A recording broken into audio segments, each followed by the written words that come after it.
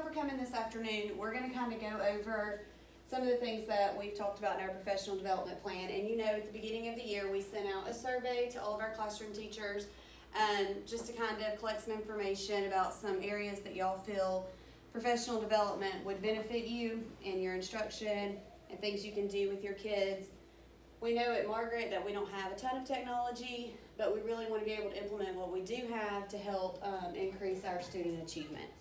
And one of the things that we saw in the survey was that y'all really wanted help with technology and how to implement that. So we started Technology Tuesdays, and you know, we've been meeting after school on Tuesdays to just share ideas, share different things that we found, some resources that we can use in our classroom. And that's what we're going to do today. The objectives of this part of our professional development plan are to increase our knowledge of ways that we can incorporate technology in our classroom to benefit our students. And we also want this to be a time that classroom teachers can all get together and kind of collaborate and share some different online resources that we found and things that we've used in our classroom to help our students. So we're going to start with an icebreaker activity. It's just something real quick. I want to be respectful of your time, but this is also something that you can use in your classroom too. It's called a meme gallery, and we've all seen memes like this. Like, who says teaching is stressful? And I'm 39 and feel great. Some days we feel like that after being in our classroom all day.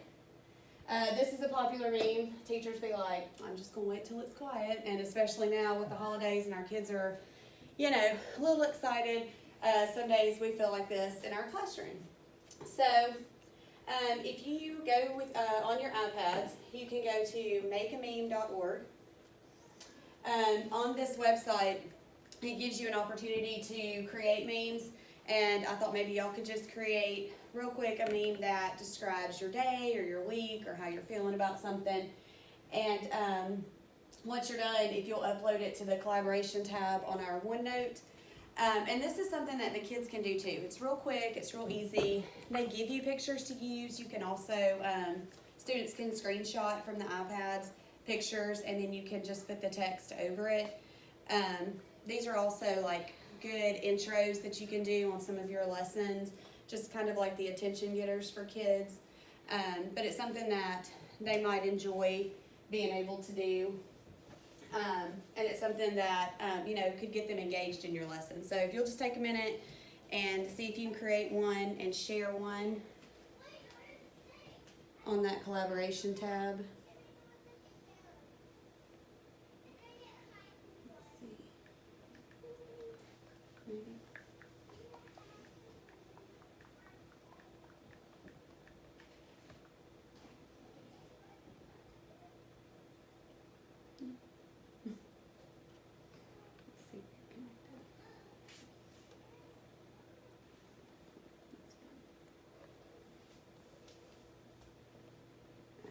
Should work. Excellent.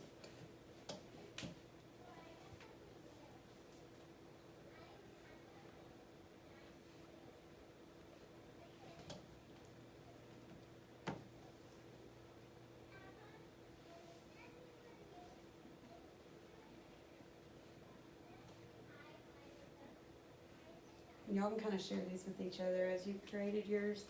And once y'all have shared them, and this afternoon I can go through and collect the ones off OneNote, and I'll just put them together, and I can send out the gallery to y'all. I really just wanted this just to kind of be something quick and something simple to do. You can share this with your students. And with as much as they use technology and social media, they're so familiar with memes, and they pick up on these things so quickly. I'm sure that it'd probably be something that's pretty easy for them to be able to do. All right, so we're here today to talk about technology that I've been using in my classroom, and I've seen some really good benefits with my students and also with my parents. So I wanted to share this with y'all today. It's an app called Educreation. You download this from the App Store. It's a free app. It does have a paid subscription part too, but everything that we've used it for, the free app has been great. We haven't found anything that we've needed to be able to do that wasn't included in the free version. So basically what happens is when you download this app to your iPad becomes a whiteboard. And we're all familiar with using our whiteboard since we have interactive whiteboards in our classrooms. And the app allows you to do voice recordings. You can write on it. You could use like a stylus, and maybe you have Apple Pens, you can use your Apple Pen, or if you don't have those, you can use your finger. You can also insert pictures into your presentations and your videos, and I'll show you that in just a minute. So when you open the app, this is what it looks like. You're going to have just a plain white screen. This just kind of shows you all the features and labels those. And I've given you this in a handout, and I'll share this presentation with you too.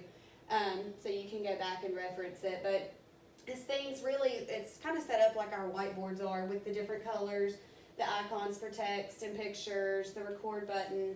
So it's things that y'all are familiar with, but also the kids are familiar with. So it's really like student friendly for them to be able to create these videos.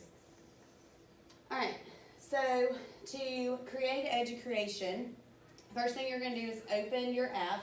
I know some of you have already downloaded those, and if you haven't, you can do that quickly. You're going to create your account. Again, that's simple. You're just going to make a username, a password, and you can create it with your school email. So what you're going to do is create just a short video on a lesson that you taught this week. You can do this with a partner. I just want both of you like actively doing it so that you'll feel comfortable when you go back to the classroom being able to do it too. But just think about something that you taught this week, short video. Like my example might be, we've been doing factors and multiples. So for just a quick video, just to kind of get you familiar with using this, and you can use your finger if you don't have a stylus or a pen today. But like on my whiteboard, this area here, I may just write like the number 12. And then I would walk through finding the factors of 12. Or I know that 1 times 12 is 12. And I know that 2 times 6 is 12. And I know that 3 times 4 is 12. Okay, so I've listed the factors of 12 there. I want you to just real quick kind of create a video, short, just a minute or two, that kind of explains something that you've done in class. Okay, and then I'll walk around if y'all need some help. Is it on there?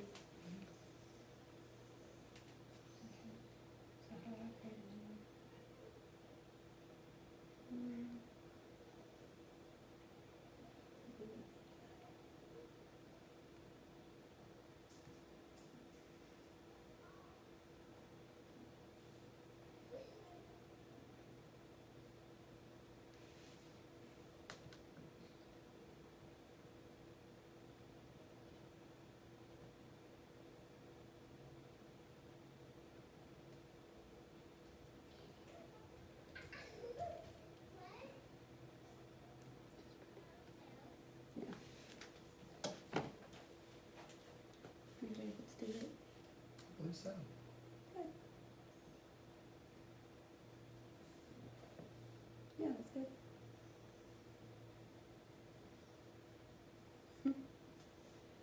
Okay, so while you're doing that, I know that some of you are kind of playing with your tools and you're adding text and you're changing your text color. You can also add pictures, and the top option gives you, or at the top, it gives you an option to record your voice. And the reason I think that that's so great, and the reason that I want to share with you, is because my students have done this, and I've done it for them, where I've recorded myself doing these lessons, and then there's a share option, and I share it by email with their parents, so it gives them an opportunity to see what we're doing in class. And we'll talk a little bit more about that in a minute. But my students have been using it, like I told you, and these are some of my students, and after they've created their videos, or after they've watched my videos, I've asked them to kind of give me their reactions. Like, what do you think about Educreation? This is one of my students, Faiza. She says that she uses the videos at home to help her study for her math test. So what I do is before a test, a few days before a test, I'll kind of create like a review video. And I use the same strategies that we do in class, but it's something that she has at home that even if maybe her parents can't help her, she has an opportunity to walk back through those lessons, listen to it. I give them practice problems, and I explain how we do it. So that's a way that it benefits her. This is Kaden. She says that her mom watches the videos with her. And for me, that's one of the good benefits that I've seen, and it really gets parents involved, because especially, I teach math, so with the new math, parents don't really always understand some of the strategies we teach. So the videos that I share with them show them exactly what we're doing in class, and I explain each step and why we're doing it this way, just to kind of get them involved and on board. This is Adrian. He says that he likes to record himself reading. You can insert pictures, so like you can take pictures of passages. We've done this with some different science topics that we've been learning about, and he can record himself reading and then listen back to it, so he kind of understands, like, maybe I'm not a very fluent reader and that this is what it sounds like. It just kind of encourages him to practice his fluency. And then Tegan liked it when we used it with science. He said, I like to do the app when I'm in science groups, and his science group used it to record the results from an experiment that we did in class. So those are some ways that the students have used it. Those are some of their reactions and how they feel about using it. They just get really excited and they're really engaged, and that's really that's what we want from our students. So these are some other ways. Some of these we've talked about, creating mini lessons. You can use these in intervention groups too. I know some of us have large class sizes, so it makes it hard to get to each group every day. But if you take some time planning and make a video, you can always let that play through just a small group of kids. It's good for reteaching, especially if you have students that are out or absent. You can always record a lesson or make a quick video and email that to their parents when the parents say, is there anything we need to do at home? Well, yeah, you can watch this video and help them with what we've been working on in class. Storytelling, you can create, you can narrate stories, you can add visuals like we talked about and pictures to help illustrate those stories. The kids can write the story and then read it, so now you've incorporated reading and writing with it. Reading practice, this is what we talked about with Adrian, uploading the text and recording themselves. Identifying, you can always put a picture up there and they can label the parts. Recording their learning, students can create these videos too. You can use this as an assessment tool. You can also use these at parent conferences and say, this is what your child's created, or this is how they're explaining their thinking. Problem solving, these are great to show with math and what they're thinking. Practicing skills like math facts, spelling words, vocabulary words. And then you can create a gallery. You can upload images and you can create captions for those images. All right, so we've talked about ways that the teacher can create these and ways that they benefit students, ways that it involves parents and kind of gets them supportive of what you're doing in class. And students can also create these. They can create them for reading and math, and Tegan said he enjoyed doing it when we were doing science. So really you can use it in all aspects of your classroom and your instruction. So what I'm going to ask you to do is during the week of December 2nd through 6th, that's the week we come back from Thanksgiving break, I want you to try this in your classroom. Now it can look differently. You can create one yourself and you can share it with your classroom on your board. Or you can email it to your parents, or you can have the students create them. But I want you during that week to try just one lesson with education, and then I want you to get your students' feedback and parent feedback, and then let us know. So you're going to upload your creation to that collaboration tab in OneNote. There's a tab for Technology Tuesday where we've uploaded other things we've done, so you can share it there. And get some feedback, again, from your students, from your parents, see what they liked about it, and before you leave today, there's some exit slips on your table. If you'll get those, just fill those out. If you have any other questions, if there's anything that I can help you with, I'd be glad to do that, and you can let me know there. So once you have filled that out, just leave it on your table, and y'all are free to go. Thanks for coming.